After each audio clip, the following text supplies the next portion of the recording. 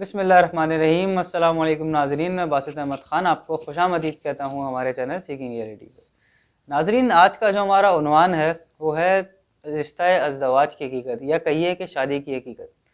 شادی کی حقیقت ہے کیا؟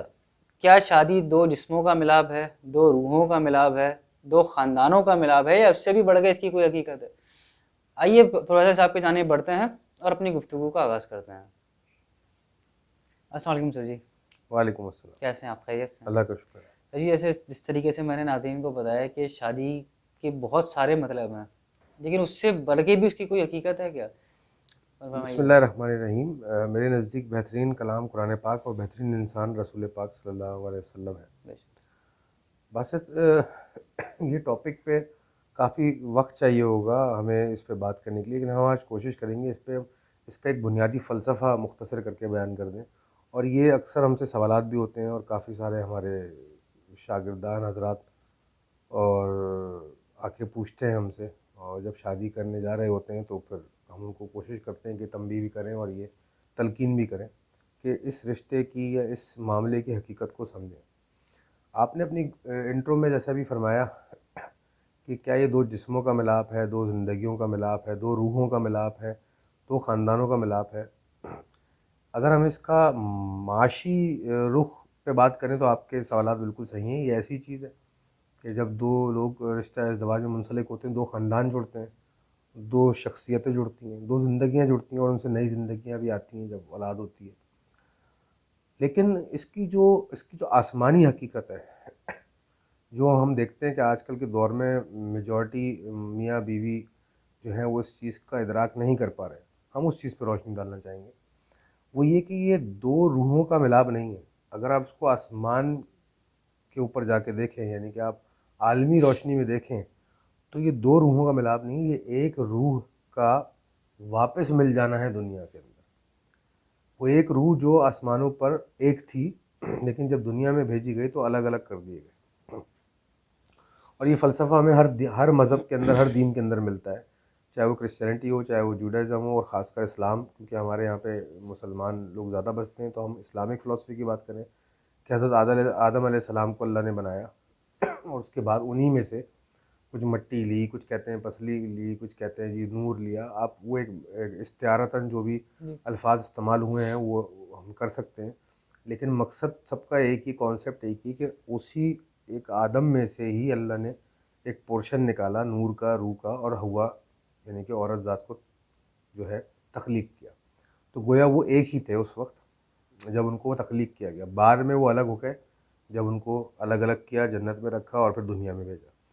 پوائنٹ یہ ہے کہ وہ روح جو آسمانوں پر عالم ارواح میں یا عدم میں ایک ہی روح تھی، وہ جب دنیا میں آئی تو اس کو دو ٹکڑوں میں تقسیم کر دیا، اور پھر جب وہ وقت آتا ہے تو وہ دو ٹکڑے جو ہوتے ہیں وہ ایک ہو جاتے ہیں جب وہ رشتہ یا ازدواج میں منسلک ہوتے ہیں۔ اسی لیے ہمارے بزرگ ہمیشہ سے یہ کہتے ہیں، ہمیں نظر آئے ہیں کہ رشتے جو ہے آسمانوں پہ بنتے ہیں، شادیاں آسمانوں پہ طے ہوتی ہیں۔ جو آپ کا جوڑا لکھ دیا گیا ہے وہ آپ کو دنیا میں آ کے ملے گا۔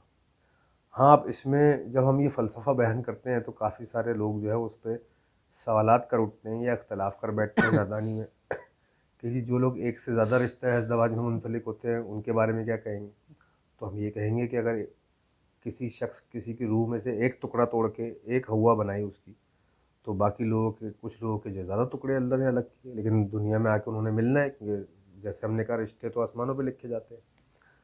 اسی طرح کچھ لوگ کہتے ہیں کچھ لوگ تو رشتہ ازدواج میں منسلک ہی نہیں ہوتے پوری زندگی میں۔ اس کے بھی جواب ہے کہ یہ وہ لوگ ہوتے ہیں جن کے وہ روح کے ٹکڑے الگ ہی نہیں کیے گئے۔ اور فرماتے ہیں، کچھ لوگ سوال کرتے ہیں کہ کچھ لوگ ایسے بھی ہیں جو رشتہ ازدواج میں منسلک ہونے کے قابل ہی نہیں ہیں، یعنی کہ وہ جنس جو نہ مرد میں آتی نہ عورت میں آتی ہے۔ تو یہ لوگ بھی اللہ کی مخلوق ہیں اور قابل احترام ہیں، اور یہ وہ لوگ ہیں جو نہ مرد میں نہ عورت میں دو ٹکڑے نہیں کیے گئے، وہ مکمل ایز اٹ از اتار دیے گئے ایک ٹکڑے کے اندر ہی۔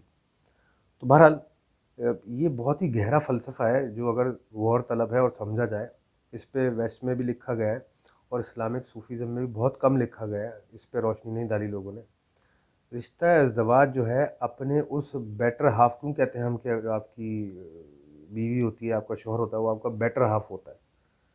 تو کیوں بیٹر ہاف کا ورڈ یوز کیا جاتا ہے ویسٹ میں بھی؟ کہ جو صلاحیتیں آپ کے اندر ہیں یا کہہ لیجیے اس طرح سمجھ لیتے ہیں جو خامیاں آپ کے اندر ہیں اسی کے بالکل کمپلیمنٹری یعنی کہ اس کے بالکل برعکس صلاحیتیں آپ کے بیٹر ہاف میں ہوں گی، یعنی کہ آپ کے پارٹنر کے اندر ہوں گی، اور جو صلاحیتیں یا جو خامیاں آپ کے پارٹنر کے اندر ہیں اس کے بالکل کاؤنٹر آپ کے اندر صلاحیتیں موجود ہوں گی، یعنی کہ ایک دوسرے کے لیے ہم کمپلیمنٹ ہو گئے۔ جو پارٹنر ہوتے ہیں، جو میاں بیوی ہوتے ہیں، وہ ایک دوسرے کے لیے کمپلیمنٹ کرنے والے ہوتے ہیں، ایک دوسرے کو کمپلیمنٹ کرتے ہیں۔ جس طرح حدیث پاک بھی ہے کہ میاں بیوی ایسے ہوتے ہیں جیسے ایک دوسرے کا اوڑھنا، ایک دوسرے کا لباس، ایک دوسرے کو ڈھانپنے والے۔ تو اس کا مطلب یہی مثال دینا چاہ رہے ہیں سرکار دو عالم صلی اللہ علیہ وسلم کہ میاں بیوی ایک دوسرے کا کمپلیمنٹ ہوتے ہیں، ایک دوسرے کا نعم البدل ہوتے ہیں۔ جو صلاحیتیں آپ کے اندر ہیں وہ آپ کی وائف میں نہیں ہوں گی، وہ ان کے اندر خامیوں کی شکل میں ہوں گی، تو آپ ان صلاحیتوں سے ان کی خامیوں کو کور اپ کریں گے، کمپلیمنٹ کریں گے۔ کمپلیمنٹ کرنا صحیح ورڈ اس لیے میں کہوں گا، نعم البدل صحیح ورڈ کہوں گا، کور اپ صحیح ورڈ نہیں ہوگا، کیونکہ آپ کو اس کو جھوٹ بول کے کور اپ نہیں کرنا۔ آپ نے اس طرح زندگی گزارنی ہے کہ ان کے اندر جو کمیاں ہیں وہ آپ پوری کریں، اور اسی طرح آپ کے اندر جو کمیاں ہیں وہ پوری کریں، ان کے اندر اللہ نے بالکل وہ صلاحیتیں دی ہوں۔ اس میں پھر فردر ٹائپس آف ہیومنز آتے ہیں کہ کس کس قسم کے انسان ہوتے ہیں۔ کچھ میاں بیوی یا رشتہ ازدواج کے لوگ ایسے ہوتے ہیں جو ایک دوسرے کو کمپلیمنٹ نہیں سپلیمنٹ کر رہے ہوتے ہیں، یعنی کہ دونوں ایک جیسے لائک مائنڈیڈ ہوتے ہیں اور وہ زندگی اس طرح انجوائے کرتے ہیں کہ ایک دوسرے کے مزاج ان کے ملتے ہیں۔ لیکن جو میجورٹی ہمیں فلسفہ نظر آتا ہے، جو مشاہدہ نظر آتا ہے، وہ یہی کہ زیادہ تر ایک دوسرے کے کاؤنٹر کمپلیمنٹ ہوتے ہیں میاں بیوی جو ہوتے ہیں، یعنی کہ ایک دوسرے کے برعکس ہوتے ہیں بالکل۔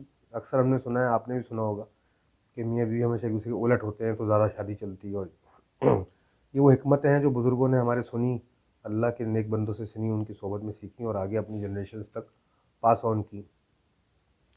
تو ایک تو اس کا یہ اہم رخ ہے۔ دوسرا اس کا اہم رخ جو دنیاوی ہے، اور ان سوالوں کے علاوہ جو آپ نے فرمائے، وہ یہ کہ شادی یہ رشتہ ازدواج جو ہوتا ہے انسان کو کہہ لیجیے جذباتی طور پر، خواہشاتی طور پر اور احساساتی طور پر مکمل کرتا ہے۔ سوری، انسان کا جو ٹھہراؤ ہے باسط، وہ اس دنیا میں جب تک وہ قیام کرتا ہے، اگر ہم اس کو انسانی کیفیت کی نظر سے دیکھیں تو زیادہ تر اس کا ٹھہراؤ جو ہوتا ہے، انسان کا قیام جو ہوتا ہے، وہ جذبات میں ہوتا ہے، اور جذبات کا تعلق ہے رشتوں سے، معاملات سے، سوشل سسٹم سے۔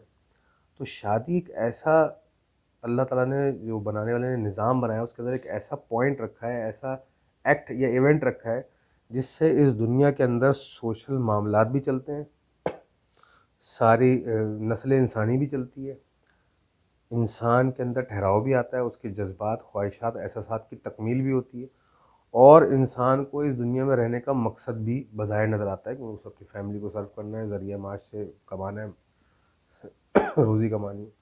تو جتنے بھی معاملات ہیں اس دنیا کے، وہ ریوالو کرتے ہیں اس رشتہ ازدواج کے ارد گرد۔ اگر یہ رشتہ ازدواج اس ایکویشن سے ہٹا دیں تو دنیا شاید آگے ارتقا کرنا بند کرتی ہے۔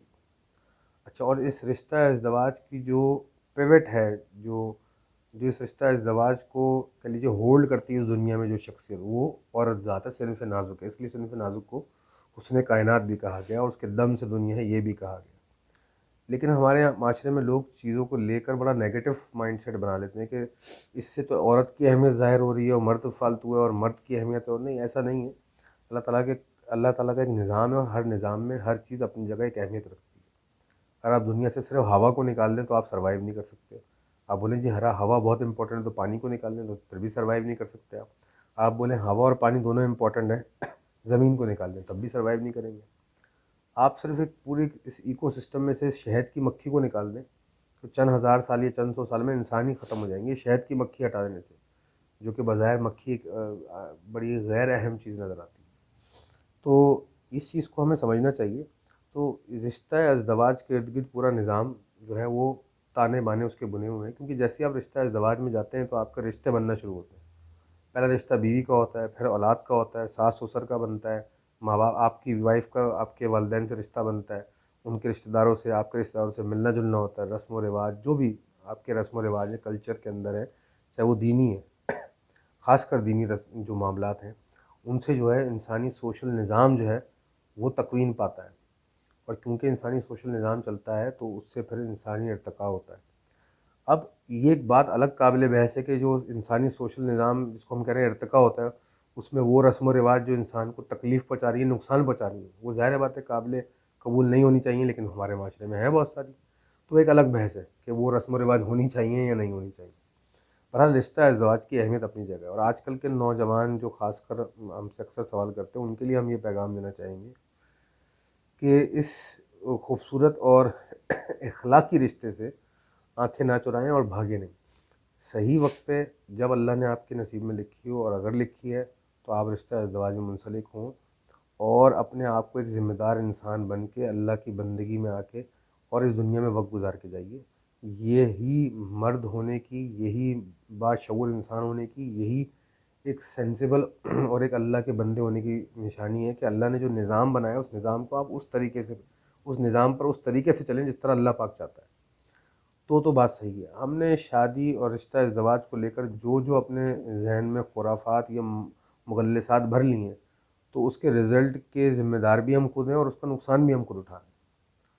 تو امید ہے کہ لوگ سنیں اور اس کی حکمت کو سمجھیں، اور اس کہہ لیجیے پاک اور ایک قابل احترام اور ایک سینسیبل رشتے جو اللہ نے ایک نظام میں رکھا ہے، جس سے روح انسانی کو تکوین ملتی ہے، اس کا احترام کرتے ہوئے ایک ڈگنیٹی کے ساتھ اس رشتے کو نبھائیں.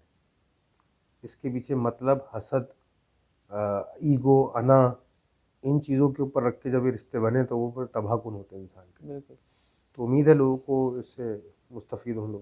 بالکل ہوں گے، بالکل ہوں گے سر. بہت بہت شکریہ ورثہ صاحب، تھینک یو سو مچ. ناظرین، ہماری ویڈیوز کو لائک کیجیے، سبسکرائب کیجیے، بیل آئیکن پہ کلک کیجیے. آنے والی ویڈیوز تک کے لیے ہمیں اجازت دیجیے. السلام علیکم.